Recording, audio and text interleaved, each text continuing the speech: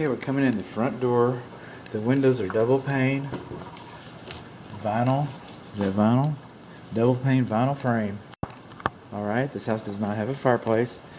This is a plastic laminate wooden flooring, and it's a vinyl flooring.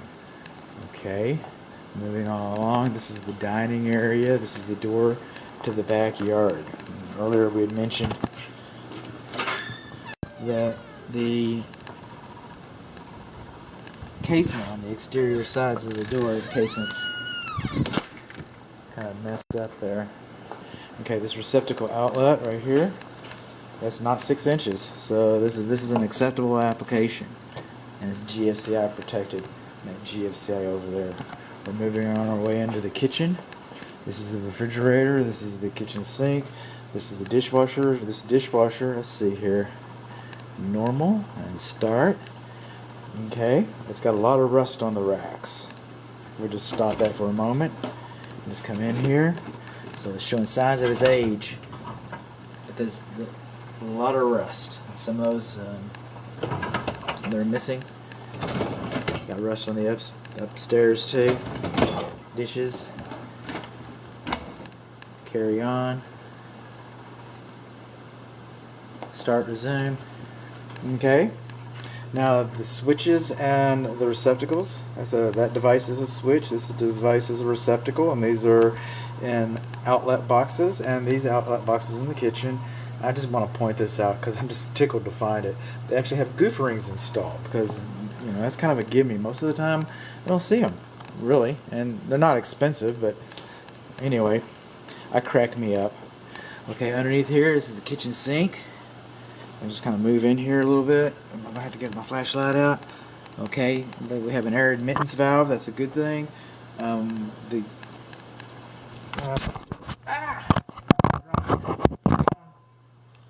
on. Still there? Hang on. Okay, that's an air admittance valve. This is the dishwasher drain line. It does not have an anti-siphon loop on it. Alright? So this sink is full of dirty water. They can siphon back into your clean dishes with the rusty racks. Okay.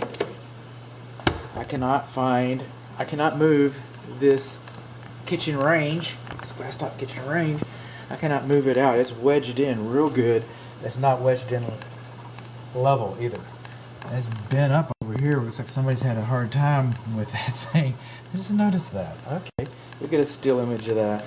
So when I pulled the drawer out, I didn't notice that there was an anti-tip device. And it's not going to tip on anybody because that thing is wedged in there. I tried to, move it with a reasonable amount of effort, and it was just a no-go. So that thing's squirreled in there real darn good, but it doesn't have an anti-tip device. Okay, the code says that this corner shouldn't be any closer to this cooktop than 24 inches. Some manufacturers measure this corner to the cooktop, and it's like 34, 35 inches. I don't have the manuals here, so I'm left to rely on what the code says, and this is too close. And then if we come up underneath here, we'll see that your filters are missing from the vent fan. And this is your microwave, and the cabinet looks like it's okay. I mean, it could be cleaner. Alright, it's circulating. I haven't run it yet. We'll do that. Okay, it's circulating. So what comes up from here comes out here. Alright. We'll move on along here. Let's get some more light on the subject. This is your pantry. Lots of good storage. Under closet storage, under stairs storage, and we got some carpet down here in this closet. Moving on here. This door latch does not work. Okay, it does not make, that's what the term is. Lots of those air filters, man. Whew. Okay, now we're into the bathroom. The commode flushes very well. It's got a vent fan. It's got a lavatory. It's a half bath. GFCI protected. So that's pretty much a non-event. Laundry equipment's in place, but it is 4-prong electric clothes dryer, and we've already got clothes dryer vent issues that we already discussed. This torn threshold gasket we already discussed. This door should have a self-closing spring on it. Can't remember if we discussed that or not. Alright, the smoke alarms are in all the appropriate locations.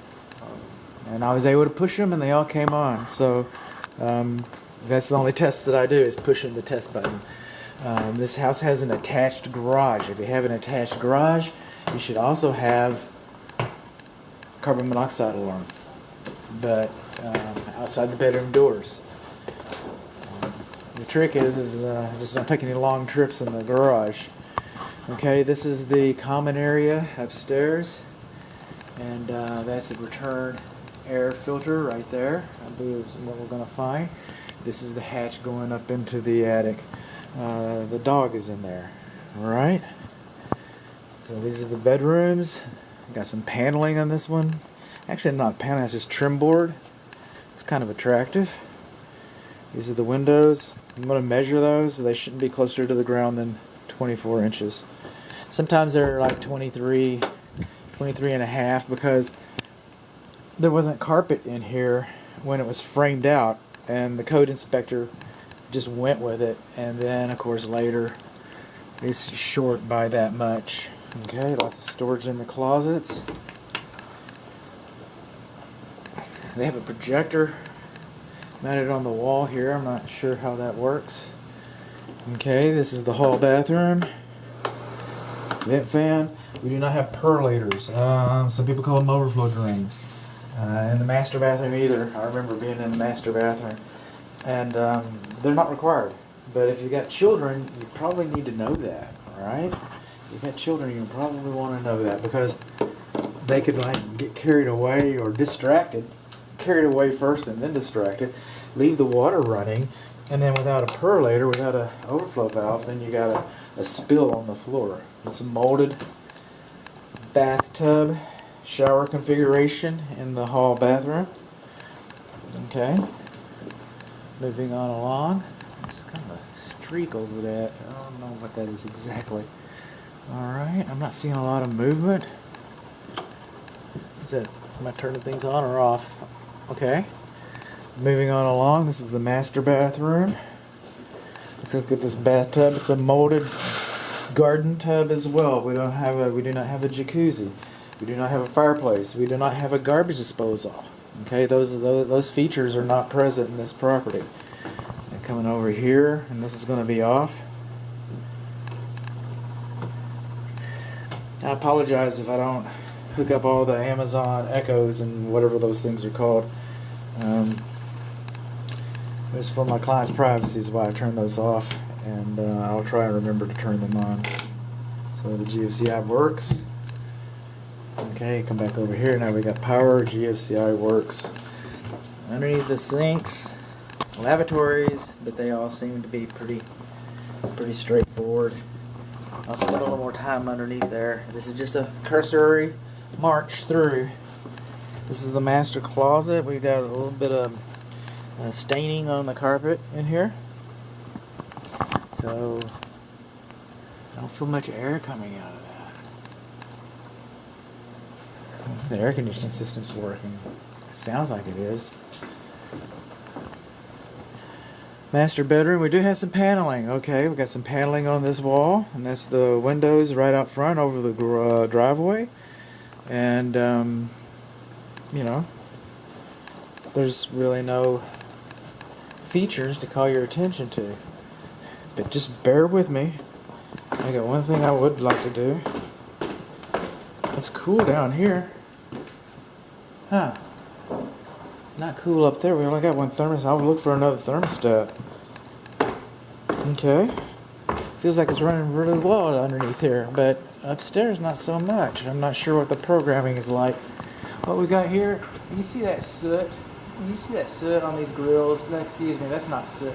You see that dust on these grills like that? Okay, that dust, that's an air supply register.